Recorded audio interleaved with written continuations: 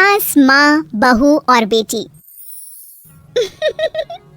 नहीं नहीं, ये कहानी इन सारे के सारे रिश्तों की नहीं, बल्कि दो रिश्तों में ही सभी रिश्तों के होने की है।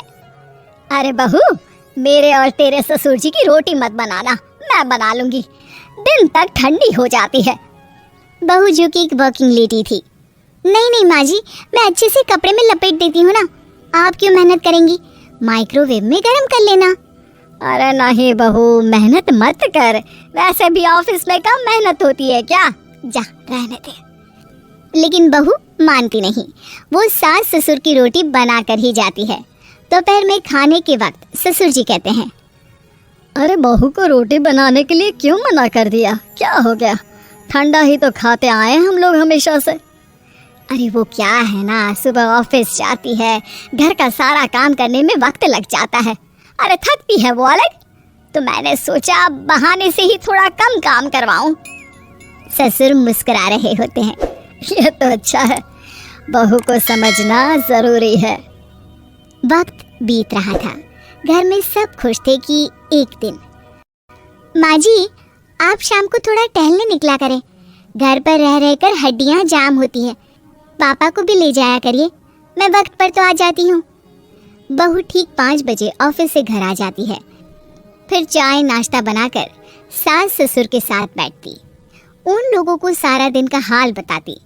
रात को पति घर आता है, क्या बात है बेटा, ऑफिस से आकर कभी हम लोगों के साथ भी बैठा कर। अरे माँ, दिन रात काम करके मन ही नहीं करता, अगले दिन की फिर तैयारी होती है, आप और पापा ही कमरे में आ जाओ। इससे अच्छी तो बहू है, कितना भी थकी रहे, घर आकर हम लोगों के लिए चाय नाश्ता बनाना, फिर बातें करना। बहू ना होती तो हम बुढ़ा बुढ़िया तो बैठे ही रह जाते। सास और ससुर अब बहू के कहने पर शाम की सैर पर निकलने लगते हैं।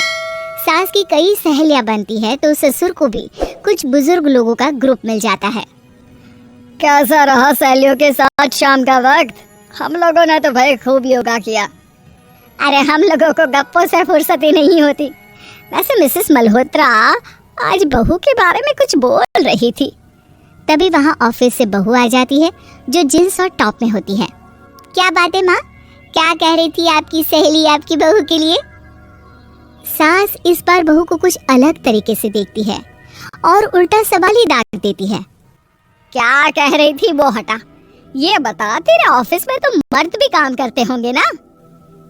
बहू जो अब तक मजाक कर रही थी वो सीरियस हो जाती है।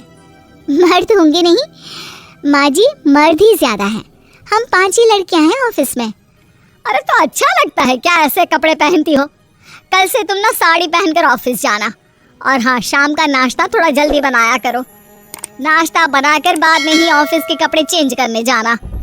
बहू को समझ में नहीं आता कि सास को हो क्या क्या है, लेकिन वो कुछ नहीं कहती, सीधे किचन में जाकर चाय नाश्ता बनाती है और सास ससुर को दे देती है।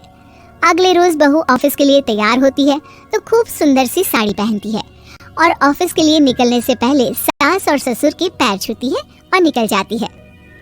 क्या बात है, आज मेधा के ऑफिस में लग रहा है कोई फंक्शन है। अच्छा, पता नहीं, मुझे तो बताया नहीं, वैसे तो सारी बात करती रहती है। अरे देखा नहीं कैसे साड़ी पहनकर जा रही थी।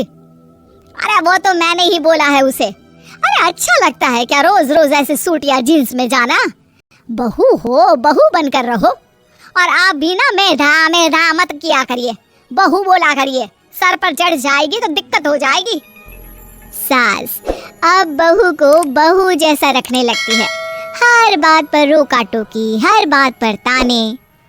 क्या बात है, आजकल लेट आ रही है ऑफिस से। अरे चाय के लिए भी देर हो जाती है, हम लोग फिर पार्क में भी देर से पहुंचते हैं।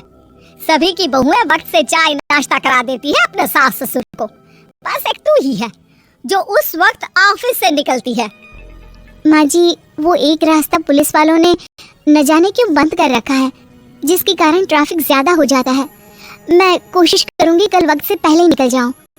ससुर देख रहे होते हैं कि बहू अब परेशान सी रहने लगी है। एक रोज, मेधा, बेटी मेधा। जी पिताजी। बेटा देख जरा कौन सी टी शर्ट अच्छी लग रही है। वो क्या है ना, शाम को सब बदल बदल कर टी शर्ट पहनते हैं, मैं भी सोच रहा हूँ कि आज कुछ अच्छा सा पहन कर जाऊँ। हाँ पिताजी, ये सही है। ये लाल वाली ना बहुत जचेगी आप पर। मेरे पापा पर भी डार्क रंग बहुत जचता है। क्या चल रहा है? अरे ससुर के सामने घूंघट तो छोड़ो, ऊपर से रंग बताया जा रहा है टी शर्ट का। अरे बहू, कोई संस्कार दिए नहीं है क्या तेरी माँ ने? बहू इस बार बहुत निराश हो जाती है। वो वहाँ से तुरंत अपने कमरे में चली जाती है। अब बहू घर का सारा काम करती, ऑफिस जाती, लेकिन साड़ी और सर पर पल्ला लेकर। एक बार पड़ोसन उनके घर आती है। वाह सुमित्रा बहन, बहू का तो रूप ही बदल दिया। ठीक किया, बहू बहू जैसी ही अच्छी लगती है। अच्छा चलती हूँ मैं। पड़ोसन के जाने के बाद सास बड़ी अकड़ के साथ कहती है, देखा मेरा कमाल, कैसे मैंने मेधा बहू को कंट्रोल में कर लिया। अब बारी ससुर के बोलने की थी। हाँ सुमित्रा, बिल्कुल, ये काम तो किया है तुमने, लेकिन कभी सोचा क्या खो दिया? क्या खो दिया? मैंने तो कुछ नहीं खोया जी। खोया है, पहले बहू जब ऑफिस जाती तुम्हारे पैर छूकर तुम्हें गले लगाती, लेकिन अब सिर्फ पैर छूती है। हाँ जी, ये बात तो आप ठीक बोल रहे हैं। पहले घंटों हम लोगों से बात करती, कमरे में ना जाती, ऑफिस से आते ही खुद की चाय, खाना, नाश्ता सब हम लोगों के साथ करती, सारी बात बताती। लेकिन क्या तुम्हें पता है, बहू की तबीयत खराब चल रही है, वो माँ बनने वाली है। ये बात मुझे बेटे ने बताई कि तुम्हें बता दूं। अब सास की आंख में आंसू थे। वो समझ गई थी कि लोगों के कहने में आकर उसने क्या खो दिया। शाम को बहू घर आती है तो माँ किचन में पकोड़े तल रही होती है।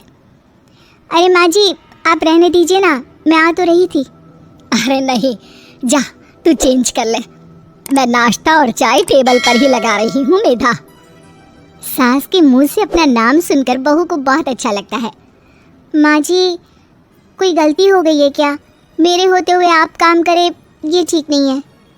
संस्कारी और समझदार बहू सास को माँ समझती है, लेकिन सास की बेवकूफ़ी उसे सास ही बना कर रखती है। बहू, मुझे भी थोड़े संस्कार और समझदार बनने का मौका दे, जिससे मैं भी बहू नहीं बेटी को देखूं तुझ में। और हाँ, मेरा होने वाला पोता क्या कहेगा कि दादी ने तो मेरी माँ को बहुत परेशान किया। बहू सास को गले लगा लेती है। नहीं माँ जी, वो कहेगा कि माँ को तो दादी ने बेटी बना कर रखा है।